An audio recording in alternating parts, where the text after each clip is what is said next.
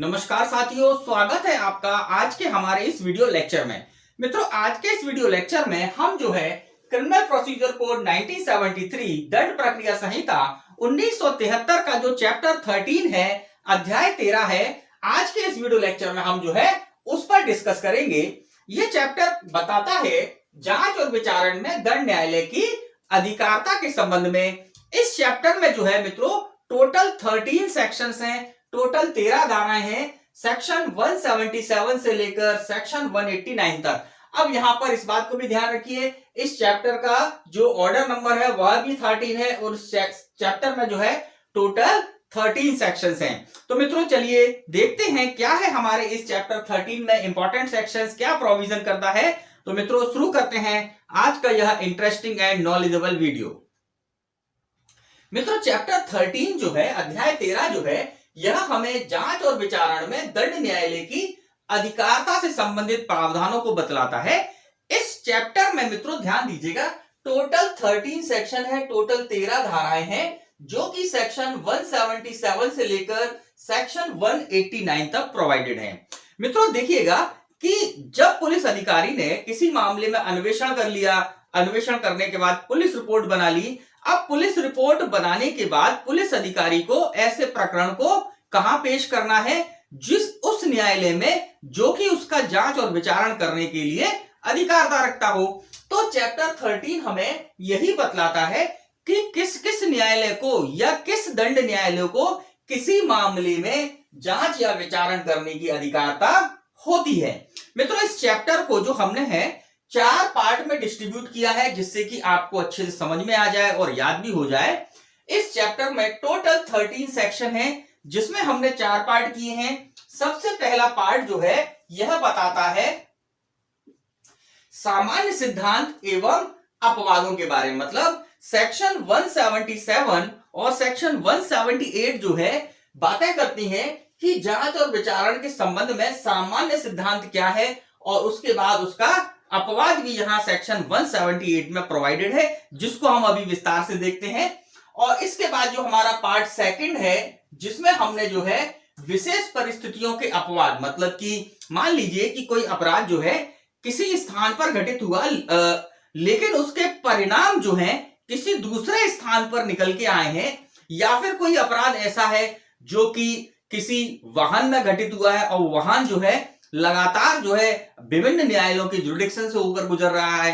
तो ऐसी स्थिति में किस न्यायालय को क्षेत्राधिकारता होगी, इसके बारे में प्रोविजन सेक्शन 179 से सेक्शन 185 तक प्रोवाइडेड है। और इसके बाद जो हमारा थर्ड पार्ट है, जिसमें हमने बताया है कि संदेह की दशा में अगर मान लीजिए यह संदेह उत्पन्न हो जाए कि किस न्यायालय को जांच और विचारण करने की अधिकारिता है, तो ऐसी स्थिति में उस संदेह का निवारण करने के लिए, विनिश्चय करने के लिए हाईकोर्ट को, उच्च न्यायालय को प्राधिकृत किया गया है कि संदेह की दशा में उच्च न्यायालय द्वारा विनिश्चय करना। यह सेक्शन 186 में प्रोवाइडेड है। तो हमने इसको जो है पार्ट थर्ड बनाया है। और इसके बाद जो है हमारा आखिरी का जो पार्ट है इस चैप्टर का, जिसमें हमने बतलाया है कि भाई मान लीजिए कि कोई अपराध जो है किसी न्यायालय के जुरिडिक्शन से परे घटित होता है, या मान लीजिए कि ऐसा अपराध जो है भारत के बाहर घटित हुआ है और वह अपराध भारत में जांच और विचारण के लिए अधिकारित है। तो ऐसी स्थिति में जो है क्या प्रावधान है, तो उसके बारे में सेक्शन 187 से सेक्शन 189 तक यहां पर प्रोविजन प्रोवाइडेड है पार्ट 4 में। तो मित्रों इस चैप्टर को इस तरीके से आप 4 पार्ट में डिस्ट्रीब्यूट कर आप इसका अध्ययन करेंगे तो आपको अच्छे समझ में आएगा। अब हम देखते हैं हमारे एक एक पार्ट को एक एक साथ लेते हैं, जिससे कि हम इसको अच्छे से इसके प्रोविजंस को समझ पाएं। तो मित्रों देखते हैं क्या कहता है हमारा पार्ट फर्स्ट। मित्रों चैप्टर 13 का जो हमने पार्ट फर्स्ट बनाया है, इसमें सामान्य जो सिद्धांत है उसको हमने लिया है, और इसी के साथ साथ इस सामान्य सिद्धांत का जो अपवाद है, एक्सेप्शन है, जनरल प्रिंसिपल क्या है और उसके अपवाद क्या हैं, इन दोनों को हमने पार्ट फर्स्ट में लिया है। अब इस पार्ट फर्स्ट के अंतर्गत जो है 2 धाराएं आती हैं। सबसे पहले सेक्शन 177 धारा 177 जो कि जनरल प्रिंसिपल को बताती है, सामान्य सिद्धांत को बताती है, और इसी के साथ साथ सेक्शन 178 धारा 178 जो है इस सिद्धांत के अपवाद का उल्लेख करती है। तो मित्रों यहां पर सेक्शन 177 यह कहता है कि प्रत्येक अपराध की जांच और विचारण मामूली तौर पर ऐसे न्यायालय द्वारा किया जाएगा जिसकी स्थानीय अधिकारिता के अंदर वह अपराध किया गया है। सिंपल सी बात है कि अगर कोई अपराध ए नामक स्थान पे किया है और उस स्थान की जुरिडिक्शन बी नामक न्यायालय को है, तो बी नामक न्यायालय जो है उस अपराध का विचारण कर सकता है, जांच कर सकता है। यह एक कॉमन सिद्धांत है, यह एक जनरल प्रिंसिपल है। अब यहां पर आप बात समझिएगा कि इस सिद्धांत के पीछे कारण क्या है। तो बहुत सिंपल सा कारण है कि जिस न्यायालय की क्षेत्राधिकारता में अपराध हुआ है वह उस न्यायालय, वो जो न्यायालय है वह उस अपराध का जांच और विचारण जो है सुचारू रूप से और आसानी से कर सकता है, क्योंकि अगर ऐसे मामले का जांच विचारण किसी अन्य न्यायालय को दिया जाए तो वहां पर दिक्कतें आएंगी। दिक्कतें क्या आएंगी कि भाई साक्षी जो है प्रॉपर न्यायालय में नहीं पहुंच पाएंगे, साक्ष्य जो है, स्थान का स्पॉट जो है वह उसका निरीक्षण नहीं हो पाएगा, और भी कई सारी व्यवहारिक परेशानियां आएंगी। तो ऐसी स्थिति में जो है यह एक जनरल प्रिंसिपल है, एक साधारण सिद्धांत है कि भाई जिस न्यायालय की क्षेत्राधिकारता में अपराध घटित हुआ है उस न्यायालय को उस मामले की जांच और विचारण करने की अधिकारता होगी। अब मित्रों इसके बाद जो सेक्शन 178 है वह सेक्शन 177 में जो कॉमन या साधारण सिद्धांत दिया गया है, सामान्य सिद्धांत दिया गया है, जनरल प्रिंसिपल दिया गया है, उसके अपवादों को बताती है। कभी कभी ऐसी परिस्थितियां उत्पन्न हो जाती हैं जहां पर कि न्यायालय में या कह सकते हैं जुरिडिक्शन के बारे में शंकाएं उत्पन्न हो कि भाई कोई मामला ए न्यायालय की क्षेत्राधिकारता में घटा है या बी न्यायालय की क्षेत्राधिकारता में घटा है, तो ऐसी स्थिति में किस न्यायालय में जांच विचारण किया जाएगा। तो सेक्शन 178 जो है यहां पर 4 प्रकार की परिस्थितियों का उल्लेख करती है और उनको अपवाद स्वरूप उनके बारे में प्रावधान करती है। तो पहली कंडीशन क्या है, यह कहती है यह अनिश्चित है कि कई स्थानीय क्षेत्रों में से किसमें अपराध किया गया है। मतलब कि कोई ऑफेंस हुआ है ये तो निश्चित है, लेकिन यह अनिश्चित है कि वो अपराध किस न्यायालय के जुरिडिक्शन में किया गया है। जैसे कि हम देखें क्रिमिनल कॉन्स्पिरेसी के अपराध हैं, तो यह अपराध तो तय हो गया कि भाई अपराध हुआ है, लेकिन अपराध इंदौर में हुआ, देवास में हुआ, दिल्ली में हुआ, यह तय नहीं हो पा रहा है, इसके बारे में संशय है। तो ऐसी स्थिति में उस मामले का जांच विचारण कहां किया जाएगा, इसके बारे में प्रावधान यहां पर है, अभी हम देखते हैं। इसके बाद जो दूसरी कंडीशन, सेकंड कंडीशन बताई है, जहां अपराध अंशतः एक स्थान में, स्थानीय क्षेत्र में और अंशतः किसी दूसरे स्थानीय क्षेत्र में किया गया है। सिंपल सी बात है, कोई ऑफेंस जो है उसका एक पार्ट जो है, पार्टली उस ऑफेंस को एक स्थान पे किया गया, एक न्यायालय की जुरिडिक्शन में किया गया, और उसका सेकंड पार्ट या उसका पार्टली दूसरे न्यायालय की जुरिडिक्शन में किया गया। तो ऐसी स्थिति में कौन सा न्यायालय उस मामले का जुरिडिक्शन, उसका जांच विचारण करेगा। उदाहरण के रूप में ले लीजिए कि मान लीजिए 498A का अपराध है जहां पर किसी महिला के साथ जो है उसके पति या पति के नातेदार द्वारा क्रूअल्टी की गई, उसके साथ जो है हिंसा की गई। तो ऐसी स्थिति में पति ने सबसे पहले तो ससुराल में ही उस महिला को, उस स्त्री को मारा पीटा, उसके साथ जो है क्रूअल्टी की। स्त्री वहां से भागकर अपने मायके में चली आई जो कि दूसरे न्यायालय के जुरिडिक्शन में, पति वहां आया और वहां पर भी उसके साथ क्रूअल्टी की। तो यहां पर जो है क्रूअल्टी का अपराध जो है एक जुरिडिक्शन में अंशतः हुआ और एक जुरिडिक्शन में जो है अंशतः हुआ है।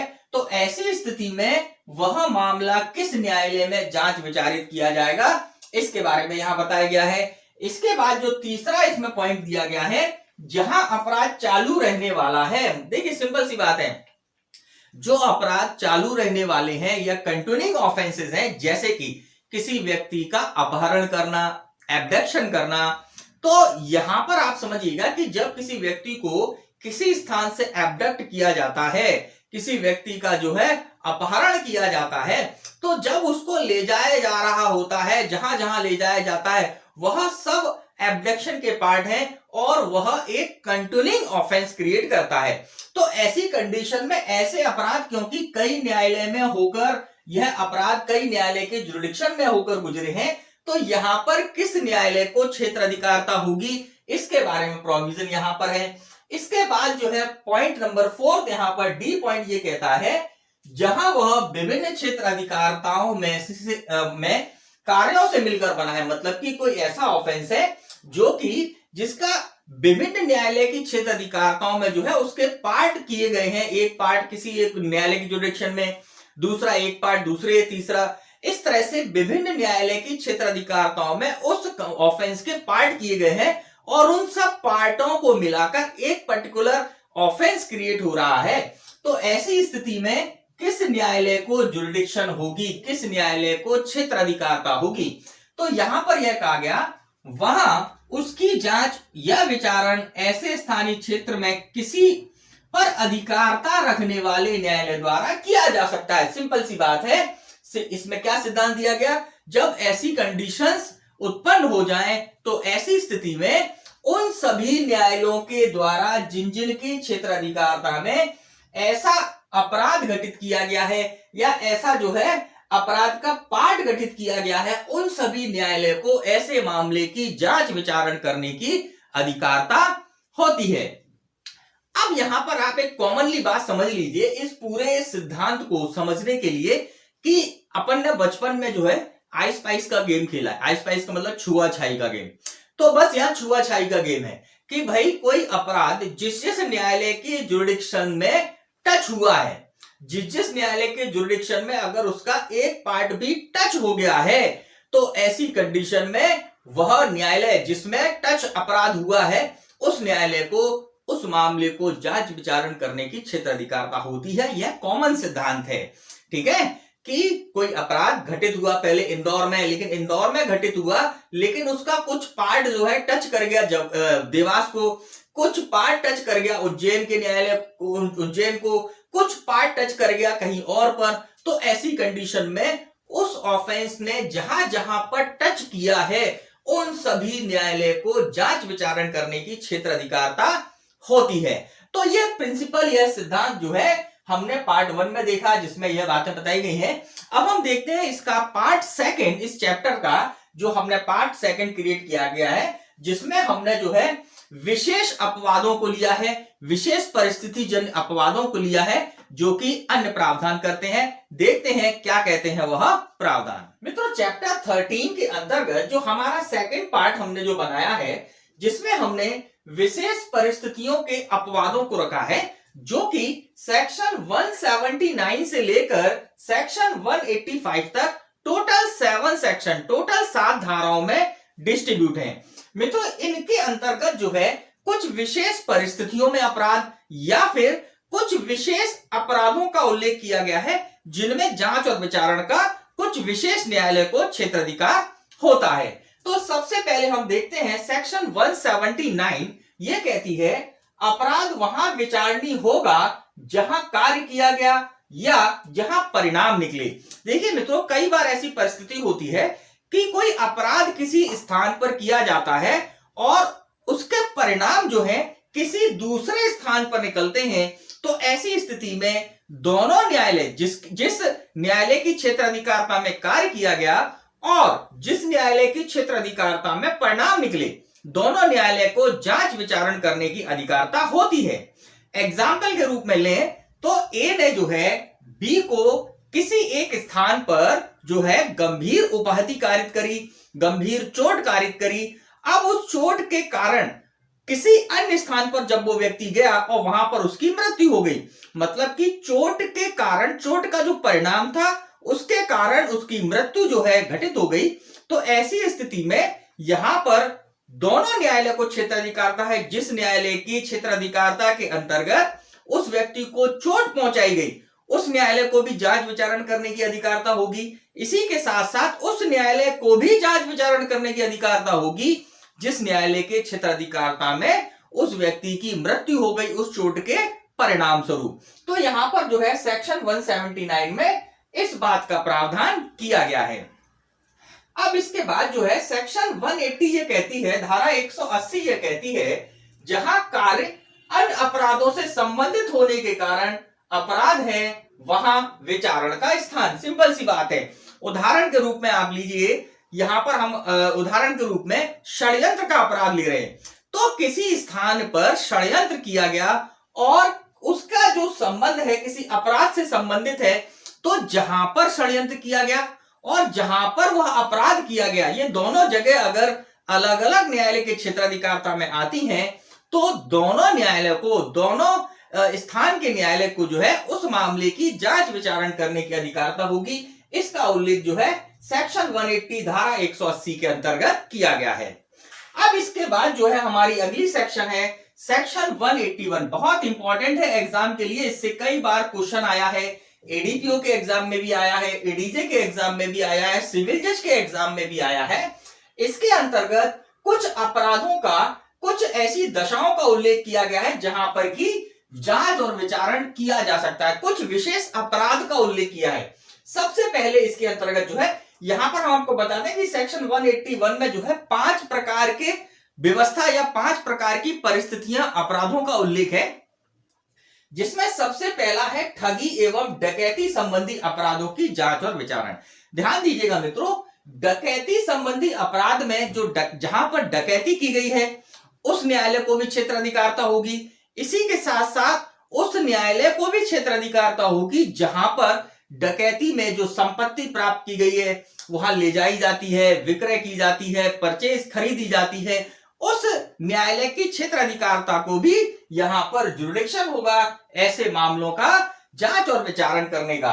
अब इसी के साथ साथ अगला जो है यहां पर दिया हुआ है डकैती संबंधी अपराध। देखिए डकैती संबंधी अपराध, अब डकैती के साथ एक विशेष बात है कि डकैती करने का जो प्रिपरेशन है वह भी दंडनीय होता है, वह भी पनिशेबल होता है। इसी के साथ साथ दंडनीय, डकैती करने का अपराध भी दंडनीय है। और इसी के साथ साथ डकैती में प्राप्त की गई जो संपत्ति है उसको बेचना, उसको खरीदना, उसको ले जाना, यह सब की सब जो है एक ऑफेंस क्रिएट करते हैं। तो यहां पर इन सभी मामलों में जिन जिन क्षेत्राधिकारताओं में वह अपराध घटित हुए हैं उन सब न्यायालय को जांच और विचारण करने की अधिकारता होती है यहां पर। तो इसमें आप ये ध्यान रखिएगा। अब इसके बाद जो हमारा अगला टॉपिक है या अगला इसमें बिंदु है वह है व्यापहरण एवं अपहरण संबंधी अपराध। जब किसी व्यक्ति को व्यापहृत किया जाता है या उसका अपहरण किया जाता है तो उस व्यक्ति को जहां जहां पर ले जाया जाएगा, जहां जहां पर उसको रखा जाएगा, उन सभी न्यायालय को इस मामले की जांच विचारण करने की अधिकारता होती है। तो यहां पर इस बात का उल्लेख यहां किया गया है।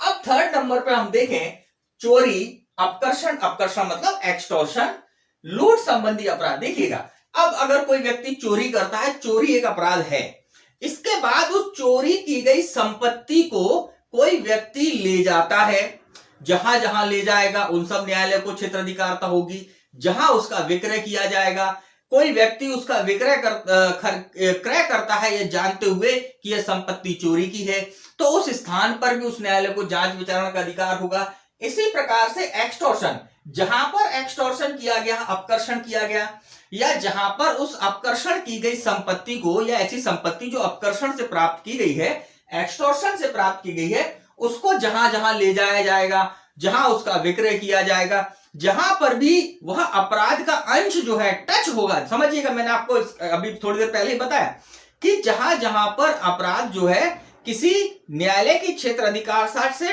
टच करता है, उस न्यायालय को क्षेत्राधिकारता उस मामले की जांच विचारण करने की हो जाती है। इसी प्रकार से लूट के संबंध में भी यहां पर वर्णन है कि भाई कोई व्यक्ति लूट करता है, फिर लूट करने के बाद लूट की गई संपत्ति को जो है किसी अन्य स्थान पे ले जाता है, वहां उसका विक्रय करता है, या कोई व्यक्ति अपने कब्जे में रखता है ऐसी संपत्ति को, वहां वह पकड़ी जाती है। तो उन सभी जगहों पर जांच विचारण करने की न्यायालय को अधिकारता होगी, जिसके जुरिडिक्शन में ये सारी बातें आती हैं। इसके बाद है आपराधिक दुर्विनियोग एवं आपराधिक न्यासभंग संबंधी अपराध। देखिए यहां पर भी संपत्ति लिप्त है, जहां पर कि आपराधिक दुर्विनियोग किया गया उस स्थान के न्यायालय को भी जांच विचारण करने की अधिकारता है। इसी के साथ साथ जो संपत्ति प्राप्त की गई है उस संपत्ति को कोई व्यक्ति कहीं पर ले जाता है, कब्जे में रखता है, पोजीशन में रखता है या विक्रय करता है। इसी के साथ साथ आपराधिक न्यास भंग में भी अगर कोई संपत्ति लिप्त है तो उसको ले जाता है, तो उन सभी न्यायालय को यहाँ पर जांच विचारण करने की क्षेत्राधिकारता का उल्लेख किया गया। वह सभी न्यायालय इसका जांच विचारण करने के लिए जो है अधिकारता रखते हैं। इसके बाद जो आखिरी वाला हमारा 5th नंबर का इसमें पॉइंट दिया गया है सेक्शन 181 में, यह बताता है चुराई गई संपत्ति संबंधी अपराध। सिंपल सी बात है, कोई किसी व्यक्ति ने कोई चोरी की, अब चोरी करने के बाद उसने वह संपत्ति किसी को दे दी और उस व्यक्ति ने यह जानते हुए कि वह संपत्ति चोरी की है, उस संपत्ति को अपने पोजीशन में रखा। उसके बाद उसने विक्रय कर दिया किसी अन्य व्यक्ति को, जिसने खरीदा वह भी जानता था संपत्ति चोरी की है। तो ऐसी जगहों पर जहां जहां पर चुराई गई संपत्ति ले जाई जाती है, रखी जाती है, कब्जे में रहती है, उन सभी क्षेत्रों के उन सभी न्यायालयों को जो है ऐसे मामलों की जांच विचारण करने की अधिकारता होती है। सेक्शन 181 इन सब बातों का उल्लेख करता है। अब इसके बाद जो है मोस्ट इंपॉर्टेंट एक, आप ये भी इसको भी आईएमपी लगाइएगा, सेक्शन 182 ये जो है पत्र आदि द्वारा किए गए अपराध के संबंध में जांच विचारण करने की क्षेत्राधिकारता का उल्लेख करता है। अब यहां पर केवल पत्रों का उल्लेख ही नहीं है, समझिएगा, यहां पर दूरसंचार के अन्य और भी माध्यम है, जैसे कि ईमेल के थ्रू, टेलीफोन के थ्रू, व्हाट्सएप के थ्रू, इन सभी का इस सेक्शन 182 के तहत जो है ये सब आएंगे। अब यहां पर ये बताया गया है कि मान लीजिए कोई पत्र किसी ए नामक स्थान से भेजा गया और बी नामक स्थान पर किसी व्यक्ति ने उसको प्राप्त किया, तो और उन दोनों कृत्यों से जो अपराध क्रिएट हो रहा है, छल का अपराध हो रहा है, समझिएगा, किसी व्यक्ति ने पत्र इस दृष्टि से भेजा कि वह किसी अन्य व्यक्ति के साथ छल कर सके। तो ऐसी स्थिति में, या यहां पर हम दूरसंचार की बात करें कि जहां से टेलीफोन किया गया और जहां पर वो टेलीफोन सुना गया, उद्देश्य क्या था, छल करना था। तो यहां पर इन दोनों स्थान पर जहां से पत्र भेजा गया या जहां से टेलीफोन किया गया, जहां से मोबाइल किया गया, जहां से एसएमएस किया गया, जहां से ईमेल किया गया और जहां पर ईमेल प्राप्त हुआ, जहां पर एसएमएस प्राप्त हुआ, जहां पर टेलीफोन सुना गया, जहां पर पत्र प्राप्त हुआ, इन सभी जगहों को इस सेक्शन के अंतर्गत क्या बताया गया है कि उस न्यायालय को, जो कि ऐसे क्षेत्रों के ये क्षेत्र है जिस न्यायालय के जुरिडिक्शन के अंतर्गत आते हैं, उन सभी न्यायालय को यहां पर जो है ऐसे मामलों की जांच विचारण करने की अधिकारता होती है। अब इसके बाद जो है इसी में सेक्शन आईपीसी के सेक्शन 494 और 495 के अंतर्गत जो द्विविवाह के अपराध हैं, बाइगेमी के अपराध हैं, इनके संबंध में भी उल्लेख किया गया है कि मान लीजिए किसी व्यक्ति ने द्विविवाह का अपराध किया, तो ऐसी कंडीशन में किस किस न्यायालय को क्षेत्राधिकारता होगी। तो यहां पर उल्लेखित है कि भाई जहां पर द्विविवाह किया गया वहां उस न्यायालय को भी जांच विचारण करने की अधिकारता है। इसके साथ साथ वह अपनी पहली पत्नी के साथ अंतिम बार जहां निवास किया, जहां वह अपने बच्चों के साथ निवास किया, उन सभी न्यायालय को जांच विचारण करने की क्षेत्राधिकारता भी यहां पर उल्लिखित है। ध्यान दीजिएगा, मेन बात मैंने आपको जो सार बताया इस चैप्टर का वो यही है कि कोई अपराध किसी भी न्यायालय के जुरिडिक्शन को टच करता है या उस अपराध का प्रभाव टच करता है, उन सभी न्यायालय को क्षेत्राधिकारता होती है। हमने बचपन में छुआछाई का खेल खूब खेला, जिसको टच कर दिया वह आउट हो गया, मतलब उस न्यायालय को क्षेत्राधिकारता आ गई। अब वो न्यायालय उस मामले का जांच विचारण करेगा, न्यायालय को काम करना पड़ेगा। ठीक है, अब यहां पर आइए, हमारी अगली सेक्शन है सेक्शन 183। यह कहती है यात्रा या जल यात्रा में किए गए अपराध। आप समझिएगा बात को, कोई व्यक्ति जो है बस में सफर कर रहा है और बस में सफर करते हुए किसी व्यक्ति ने उस पर अपराध कर दिया। अब बस जो है रेगुलर चल रही है, तो ऐसी कंडीशन में वो बस जो है कई सारे न्यायालय की क्षेत्राधिकारता से होकर गुजरती है।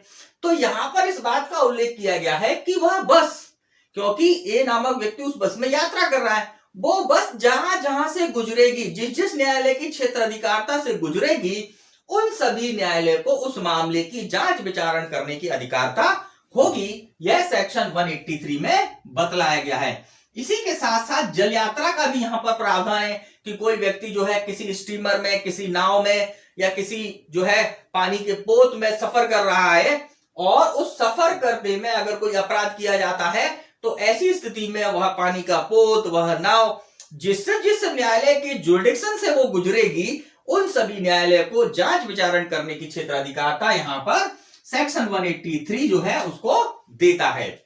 अब इसके बाद जो हमारा इसके अंतर्गत जो अगली सेक्शन है सेक्शन 184, यह कहती है एक साथ विचारणीय अपराधों के लिए जांच और विचारण।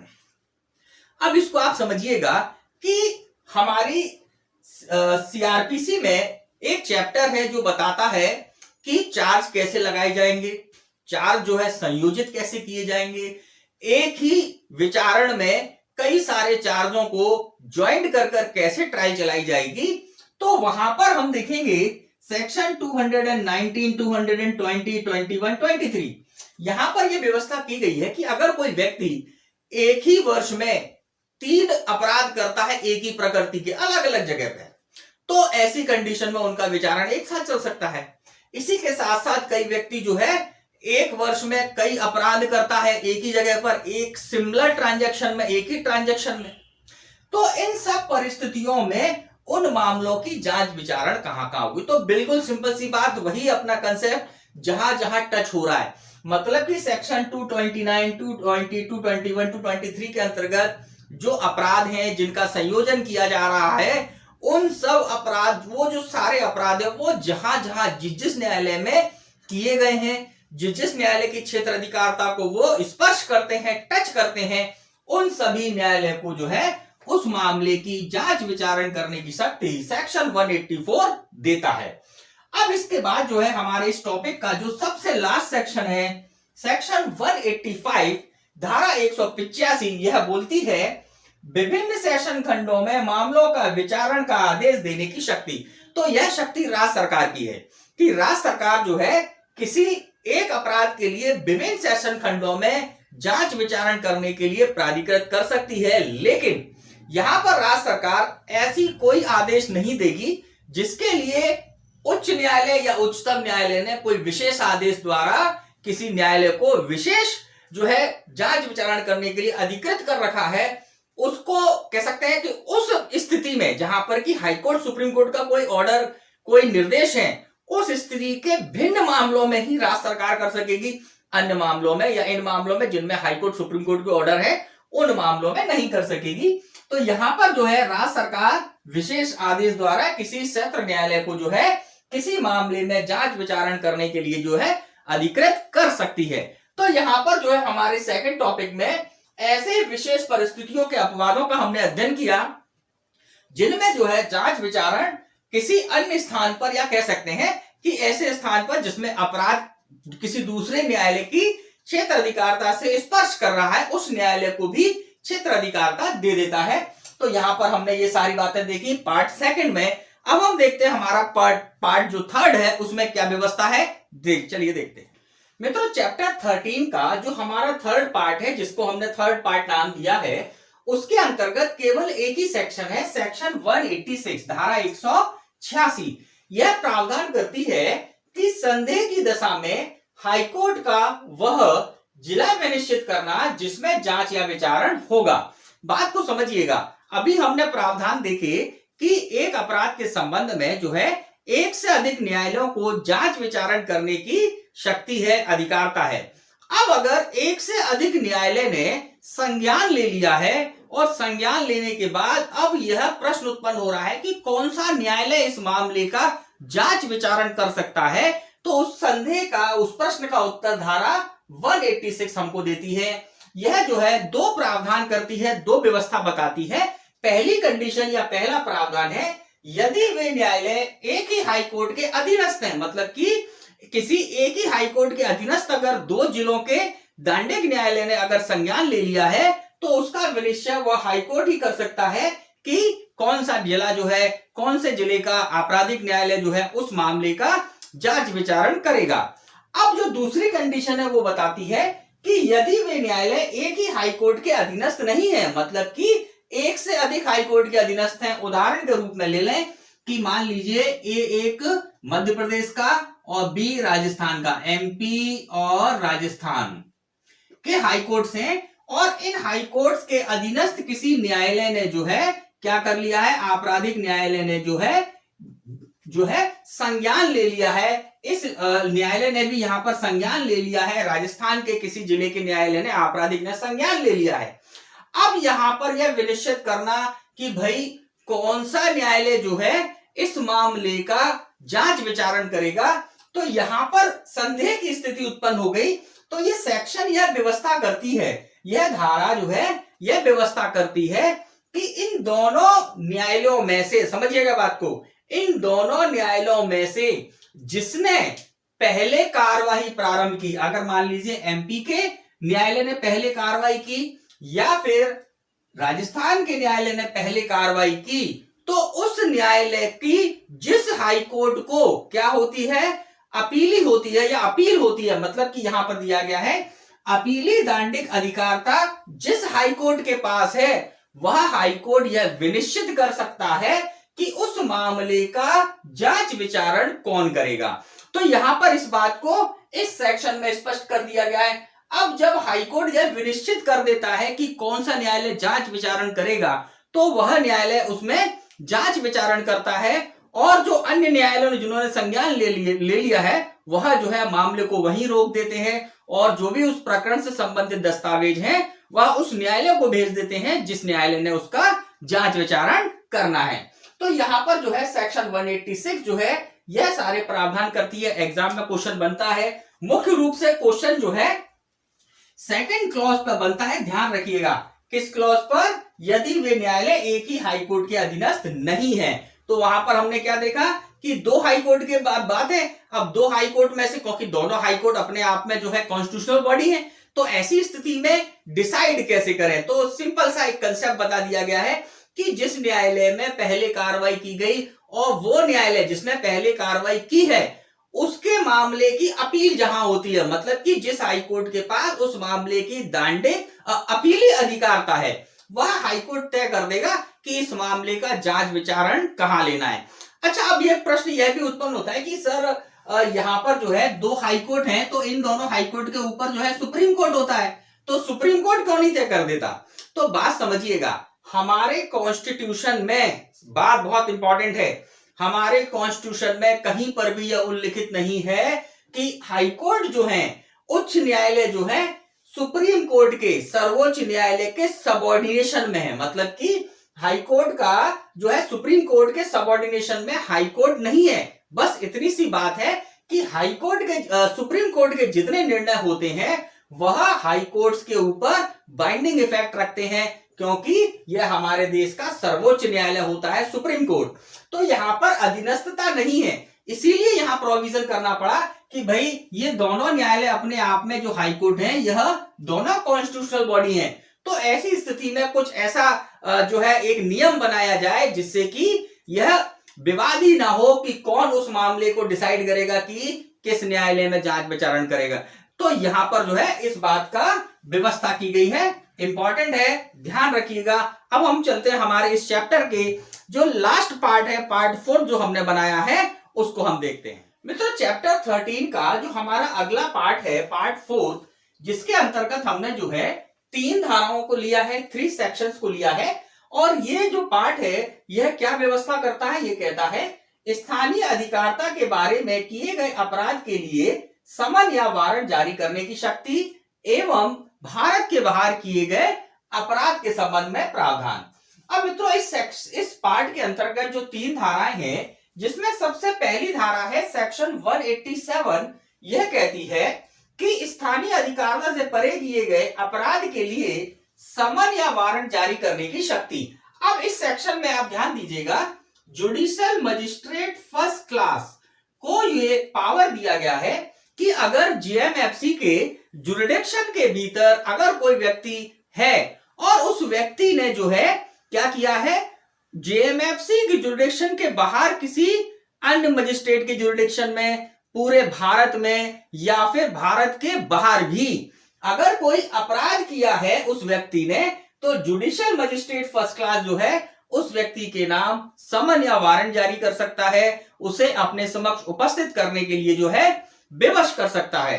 अब जब वो व्यक्ति मजिस्ट्रेट के सामने, जेएमएफसी के सामने उपस्थित हो गया है, तो ऐसी कंडीशन में जुडिशियल मजिस्ट्रेट फर्स्ट क्लास क्या करेगा, उस व्यक्ति को उस मजिस्ट्रेट के पास जाने के लिए निर्देशित करेगा या उस मजिस्ट्रेट के पास भेजेगा जिसकी क्षेत्राधिकारता के भीतर उस मामले का जांच या विचारण चलना है। लेकिन अगर कोई ऐसा मामला है जिसमें वो व्यक्ति ऐसे अपराध का दोषी है जो कि मृत्यु आजीवन कारावास से दंडनीय है, तो ऐसी स्थिति में जेएमएफसी क्या कर सकते हैं, उस व्यक्ति से बेल बॉन्ड भरा सकता है, जमानत ले सकता है और उसके बाद उसे जो है उस मजिस्ट्रेट के पास जिसकी क्षेत्राधिकारता में वो अपराध किया गया है वहां यह भेज सकता है। अब इसके साथ साथ यहां पर यह भी प्रावधान किए गए हैं कि मान लीजिए कि वह व्यक्ति मजिस्ट्रेट जेएमएफसी के सामने उपस्थित हो गया। अब समस्या ये आ रही है कि जो अपराध किया गया है वह एक से अधिक मजिस्ट्रेट की जुरिडिक्शंस में आता है, तो ऐसी स्थिति में संदेह है कि किस मजिस्ट्रेट के पास जो है इस व्यक्ति को भेजा जाए।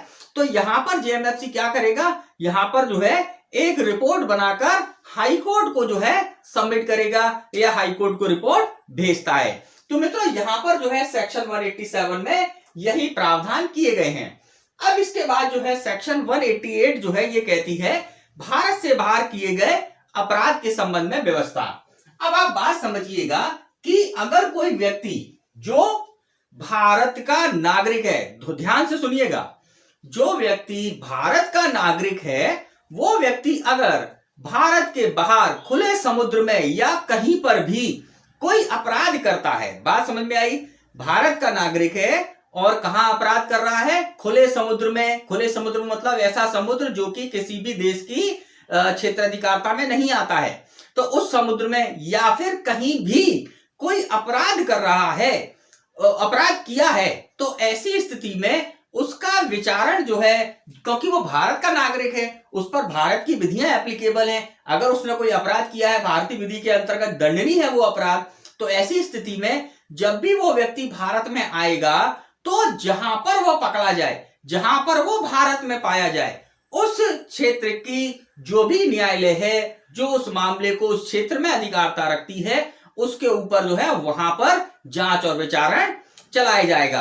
अब इसी के साथ साथ यहां यह भी व्यवस्था की गई है कि अगर कोई व्यक्ति जो भारत का नागरिक नहीं है, बात समझ में आई, ऊपर अभी हमने क्या बताया, जो भारत का नागरिक है, अब हम बात कर रहे हैं जो भारत का नागरिक नहीं है, उस व्यक्ति ने अगर कहां अपराध किया है, भारत में रजिस्टर्ड किसी कह सकते हैं किसी पोत पर या विमान पर, मतलब कि किसी पानी का जहाज जो भारत में रजिस्टर्ड है उस पर अपराध किया है, या फिर भारत में रजिस्टर्ड किसी हवाई जहाज या विमान में अगर कोई अपराध किया है, तो ऐसी कंडीशन में वो व्यक्ति कहीं का भी नागरिक हो, वह व्यक्ति जब भी भारत में आएगा तो वो जहां पाया जाएगा उसके ऊपर वहां कार्रवाई की जाएगी, उसके ऊपर उस क्षेत्र का न्यायालय जहां वो पाया गया है भारत में, उस क्षेत्र का न्यायालय जो है जांच विचारण करने की अधिकारता रखेगा। कई बार इससे क्वेश्चन आया है, आप ध्यान रखिएगा। लेकिन यहां पर एक इंपॉर्टेंट बात है कि जब कभी भी ऐसे मामले में जो है कार्यवाही करनी है तो ऐसी स्थिति में जो है केंद्र सरकार से मंजूरी लेना आवश्यक है। वेरी वेरी इंपॉर्टेंट बात है कि धारा 188 के अंतर्गत जो कार्रवाई की गई है उस कार्रवाई के अनुसार अगर कहीं पर जांच विचारण चलाना है तो उसके लिए क्या करना होगा, केंद्र सरकार से परमिशन के बाद ही उस व्यक्ति के ऊपर जांच और विचारण किया जा सकता है। यह सेक्शन 188 में प्रोवाइडेड है। अब इसके बाद जो है सेक्शन 189 क्या कहती है आप समझिएगा। सेक्शन 189 बोलती है भारत के बाहर किए गए अपराध के बारे में साक्ष्य। अब यहां पर सेक्शन 189 तभी एप्लीकेबल होगी, विशेष रूप से ध्यान रखिएगा, तभी एप्लीकेबल होगी सेक्शन 189 के तहत तभी कार्रवाई की जाएगी जब सेक्शन 188 के तहत केंद्र सरकार ने परमिशन दे दी है। अब जब केंद्र सरकार ने परमिशन दे दी, जब मजिस्ट्रेट आगे उसमें कार्रवाई करेगा तो वो जो है सेक्शन 189 के तहत जो है क्या कर सकता है, उसमें साक्ष्य ले सकता है, साक्ष्यों को रिकॉर्ड कर सकता है और भी जो कार्रवाई है साक्ष्य लेने की वह कार्रवाई कर सकता है। इसके बारे में प्रावधान जो है सेक्शन 189 में प्रोवाइडेड है। तो मतलब इस प्रकार से जो है हमारा जो फोर्थ पार्ट है जिसमें क्या क्या बताया गया, जिसमें बताया गया स्थानीय अधिकारता के परे किए गए अपराध के लिए समन या वारंट जारी करने की शक्ति का उल्लेख है।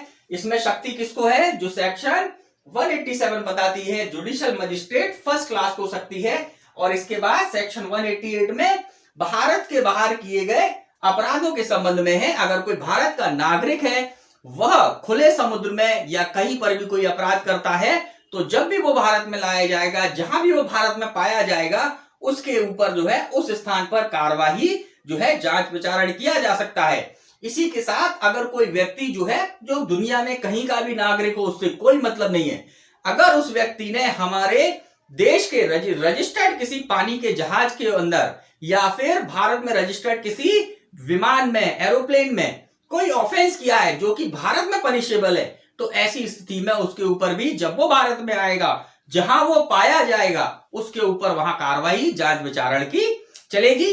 लेकिन इसके लिए जो है केंद्र सरकार से परमिशन लेना जरूरी है।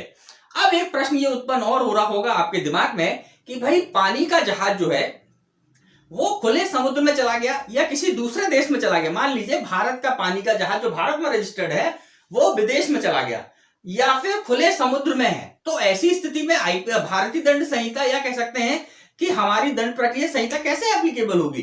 तो बहुत सिंपल सी बात है, वो जो पानी का जहाज है ना, वह जहाज भारत की भूमि है, क्योंकि जितने भी पानी के जहाज या विमान हैं, अगर वह भारत में रजिस्टर्ड है तो उन्हें भारत की भूमि माना जाता है।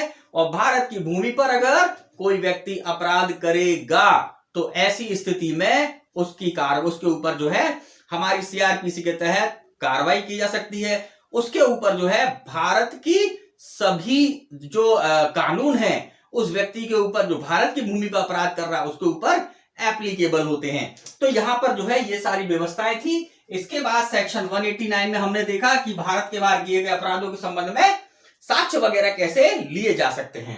तो मित्रों इस प्रकार से जो है हमने हमारा पार्ट 4 यहाँ पे कंप्लीट किया। मित्रों इस प्रकार आज का ये वीडियो जिसमें हमने जो है चैप्टर 13 को कंप्लीट किया, यहीं पर हम इसको समाप्त करते हैं आज के इस वीडियो को। आपसे मुलाकात होगी हमारे नेक्स्ट वीडियो में, जिसमें हम बात करेंगे चैप्टर 14 अध्याय 14 के ऊपर। तो मित्रों मिलते हैं आपसे हमारे नेक्स्ट वीडियो में। जय हिंद, जय भारत।